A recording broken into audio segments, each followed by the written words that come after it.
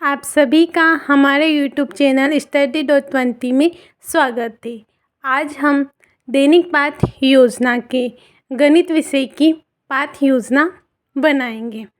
आप सभी के पास दैनिक पाठ योजना की इस प्रकार की डायरी होगी। इसमें सबसे पहले विद्यार्थी का नाम यानी आपका स्वयं का नाम, पिता का नाम, शैक्षिक योग्यता, अभ्यास विद्यालय का नाम जहां आप इंटर्नशिप कर रहे हैं, मार्गदर्शक व्याख्याता का नाम और विद्यालय के प्रधानाचार्य का नाम लिखना होगा। जब हम पाठ योजना प्रारंभ करेंगे तो सबसे पहले आपको गणित शिक्षण के सामान्य उद्देश्य लिखना पड़ेगा। तो सबसे पहले गणित विषय का पहला सामान्य उद्देश्य है विद्यार्थियों में संख्या, स्थान, समय से संबंधित स्पष्ट ज्ञान की क्षमता उत्पन्न करना, विद्यार्थियों में तर्क शक्ति, विचार शक्ति और कल्पना शक्ति में वृद्धि करना।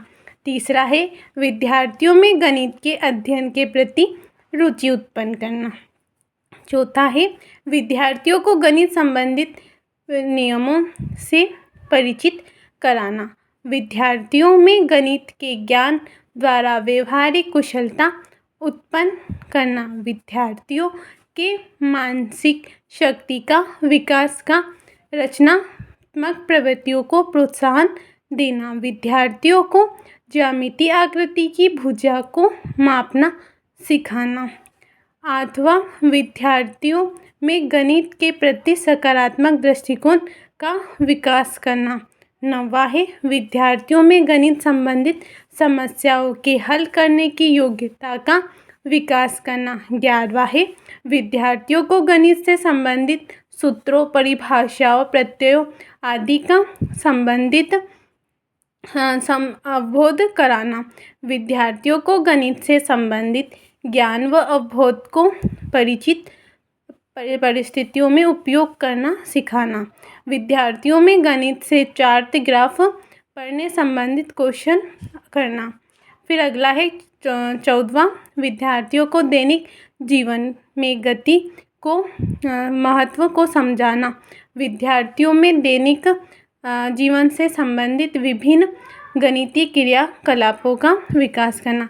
आप ध्यान रखिए कि आप जो ये सामान्य उद्देश्य लिख रहे हैं इनमें से आपको 5 या 6 उद्देश्य ही लिखना होगा और ये वे उद्देश्य होंगे जो आप पढ़ाते समय आपका उद्देश्य बच्चों को क्या सिखाना है उसके बारे में इसमें लिखा जाना चाहिए। ठीक है, उसके बाद आता है विशिष्ट उद्देश्य जिसके अंतर्गत हम कुछ बिंदुओं के बारे में लिखेंगे। सबसे पहले अब दैनिक पाठ योजना क्रमांक में विद्यालय का नाम जहां आप अपने विद्यालय में जो इंटर्नशिप कर रहे हैं उसका नाम आएगा। विद्यालय पाठ क्रमांक, विषयवार पाठ क्रमांक, कक्षा, वर्ग, कालांश, दिनांक, वार और विषय। हम गणित विषय की पाठ्य योजना बना रहे हैं और हमारा जो प्रकरण है वो वर्ग होगा। हम वर्ग से संबंधित ज्ञान विद्यार्थियों को देने वाले हैं। शिक्षण उद्देश्य, जो शिक्षण उद्देश्य होते हैं और उन शिक्षण उद्देश्य से विद्यार्थियों में क्या अपेक्षागत परिवर्तन होता है उसके बारे में इसमें लिखना होता है। जैसे हमारा पहला शिक्षण उद्देश्य है ज्ञानात्मक। ज्ञानात्मक में विद्यार्थी वर्ग प्रकरण के अंतर्गत वर्ग का परिमाप व क्षेत्रफल का प्रत्याभिज्ञान कर सकेंगे। दूसरा है अवबोधात्मक। विद्यार्थी वर्ग प्रकरण के अंतर्गत समस्या का विश्लेषण कर सकेंगे। तीसरा है प्रयोगात्मक। विद्यार्थी इस वर्ग के प्रकरण से वर्ग के परिमाप व क्षेत्रफल से संबंधित चार्ट का निर्माण कर सकेंगे। और चौथा है विद्यार्थी वर्ग प्रकरण के अंतर्गत वर्ग का परिमाप व क्षेत्रफल के प्रति उच्च अभिवृत्ति तथा सकारात्मक दृष्टिकोण उत्पन्न कर चार्ट बना सकेंगे। इसके बाद जो अगला है बिंदु वो हमारा है अभिवृत्त्यात्मक। विद्यार्थी वर्ग के अंतर्गत वर्ग परिमाप एवं क्षेत्रफल के प्रति सकारात्मक दृष्टि उत्पन्न कर सकेंगे। और छठा बिंदु है अभिरुचियात्मक। विद्यार्थी वर्ग प्रकरण वर्ग के अंतर्गत परिमाप क्षेत्रफल के अध्ययन के माध्यम से गणित में रुचि ले सकेंगे। ये हमारे शिक्षण बिंदु थे जो कि 6 थे, और उससे क्या अपेक्षा के परिवर्तन आते वो हमने लिखे हैं। उसके बाद आती है शिक्षण सहायक सामग्री। शिक्षण सहायक सामग्री वह होती है जो हम शिक्षण कराते समय प्रयोग में लाते हैं, जैसे लपेट फलक, झारण, सुधाखंड, संकेतक एवं कक्षा उपयोगी सामग्री। और फिर आता है शिक्षण विधि। शिक्षण विधि जिस विधि से आप बच्चों को पढ़ाएंगे, जैसे प्रश्नोत्तर विधि हो सकती है और व्याख्या विधि हो सकती है, या फिर कोई आप प्रयोग करके या मॉडल दिखाकर भी बच्चों को पढ़ा सकते हैं। अगर आप ऐसा करते हैं तो इसमें लिखिएगा। पूर्व ज्ञान बच्चों को जो पहले से ही वर्ग के बारे में ज्ञान होता है उसको पूर्व ज्ञान कहते हैं। और जब विद्यार्थियों को पढ़ाया था तो उनका पूर्व ज्ञान सामान्य था, इसलिए मैंने लिखा है विद्यार्थी वर्ग प्रकरण विषय के बारे में सामान्य जानकारी रखते हैं। सबसे महत्वपूर्ण प्रश्न आने वाला है अब प्रस्तावना प्रश्न। यह सबसे इम्पोर्टेंट टॉपिक है।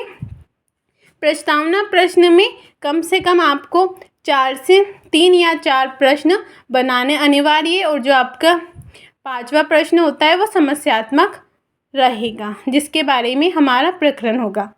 जैसे है पहला प्रश्न, हम जब बच्चों से प्रश्न करेंगे हम पढ़ते कहाँ है, तो विद्यार्थी उत्तर देंगे विद्यालय में।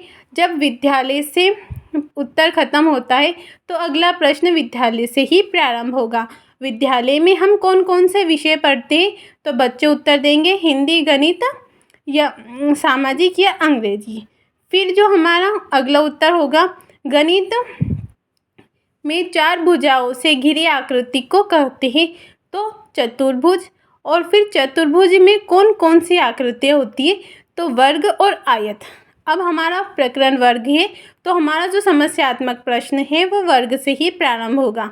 वर्ग के विषय से आप क्या समझते हैं, तो बच्चे इसके बारे में उत्तर नहीं दे पाएंगे और ये समस्यात्मक प्रश्न बन जाएगा। उसके बाद है उद्देश्य कथन। उद्देश्य कथन के अंतर्गत विद्यार्थियों, आज हम वर्ग प्रकरण का विषय के बारे में विस्तार पूर्वक अध्ययन करेंगे।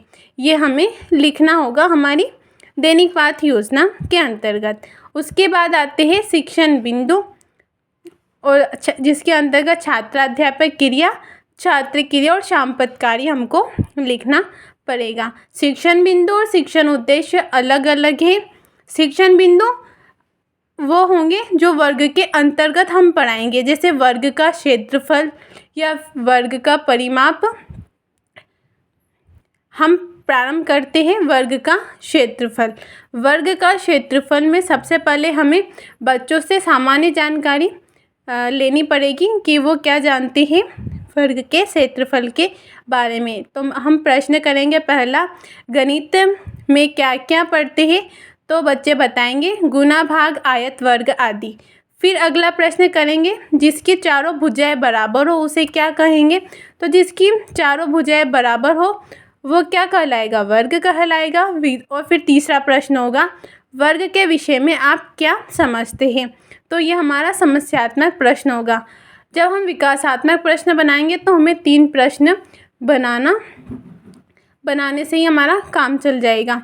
उसके बाद है छात्राध्यापिका कथन, ठीक है, जो हम बच्चों को वर्ग के क्षेत्रफल के विषय में बताएंगे। जैसे कि है ऐसी आकृति जिसके चारों भुजाएं बराबर हो तथा प्रत्येक कोण 90 डिग्री का हो उसे वर्ग कहते हैं।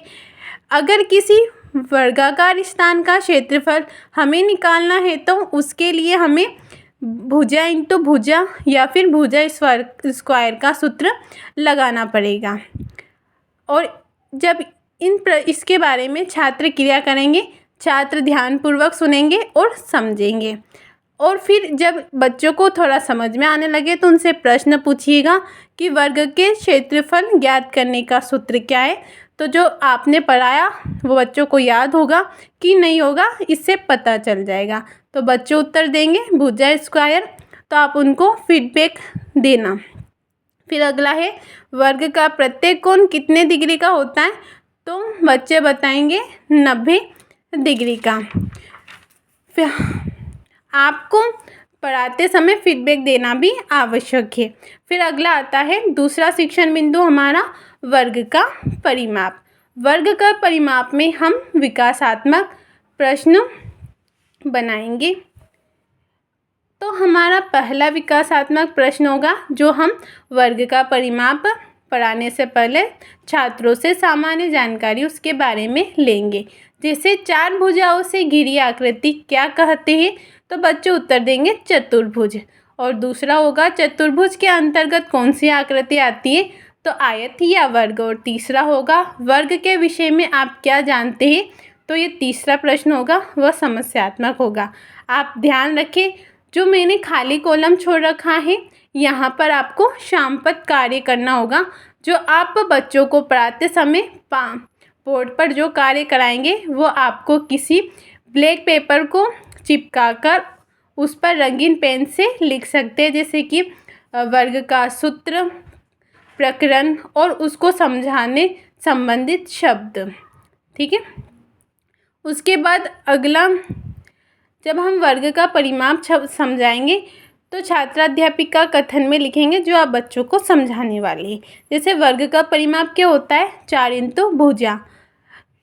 वर्ग का विकर्ण क्या होता है, √2 इंटू भुजा। और इससे संबंधित एक प्रश्न देंगे ताकि अगर बच्चे कर सकें तो उनको फीडबैक दीजिएगा, और अगर नहीं कर सके तो आप अच्छे से समझाइएगा। जैसे एक वर्ग की भुजा 8 सेंटीमीटर है तो परिमाप होगा, तो जो हमने पढ़ा है कि वर्ग का परिमाप 4 इंटू भुजा होता है, तो 4 इंटू 8 अर्थात 32 सेंटीमीटर आंसर आएगा। छात्र ध्यानपूर्वक सुनेंगे तथा समझेंगे और प्रश्न को हल करने का भी प्रयास करेंगे। बोधात्मक प्रश्न, जब आप बच्चों को समझा चुके हैं तो आप बच्चों से अब प्रश्न पूछिएगा कि वर्ग के परिमाप ज्ञात करने का सूत्र क्या है, तो बच्चे उत्तर देंगे 4 इंटू भुजा।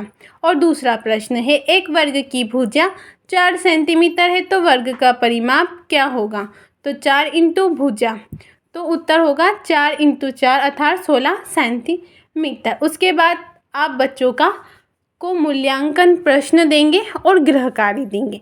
और मूल्यांकन प्रश्न के अंतर्गत आप कक्षा के अनुसार ही प्रश्न बनाएं। अगर छोटी कक्षा है तो उसके अनुसार और बड़ी कक्षा है तो उसके अनुसार। जैसे कि पहला प्रश्न बनेगा वस्तुनिष्ठ, दूसरा सत्य या असत्य, और तीसरा अति लघुतात्मक और लघुतात्मक। ये 1 से लेकर 8 तक की कक्षा के लिए है। जैसे पहला प्रश्न है वर्ग के प्रत्येक कोण का मान होता है, तो आप 4 ऑप्शन दीजिएगा, जैसे 90, 70, 80 या 60, और बच्चे इसको स्वयं करेंगे। रिक्त स्थानों की पूर्ति कीजिए। वर्ग का प्रत्येक कोण डिग्री का होता है, तो बच्चे को ये बताना होगा कि 90 का या 80 का। फिर सत्य या असत्य, वर्ग की चारों भुजाएं समान होती है, सत्य या असत्य। अति लघुतात्मक प्रश्न, वर्ग किसे कहते हैं। बच्चे जो होंगे वो इसका उत्तर या तो लिखेंगे या फिर आपको बताएंगे। वर्ग के चारों कोणों का योग कितना होता है। फिर आता है लघुतात्मक प्रश्न, वर्ग का चित्र बनाकर वर्ग का वर्णन करो। ये आपको कक्षा कार्य में ही करना होगा। अब आता है गृह कार्य आएगा, तो इसके अंतर्गत आपको बच्चों को प्रश्न देना होगा। एक वर्ग की भुजा 40 मीटर है तो वर्ग का परिमाप होगा। आशा करती हूँ कि आपको हमारा ये वीडियो पसंद आया होगा। आप मेरे वीडियो को लाइक करें और मेरे चैनल को सब्सक्राइब करें। मैं आपको अगला वीडियो जल्द ही सेंड करूँगी। धन्यवाद। कृपया मेरे वीडियो को लाइक और मेरे चैनल को सब्सक्राइब करें।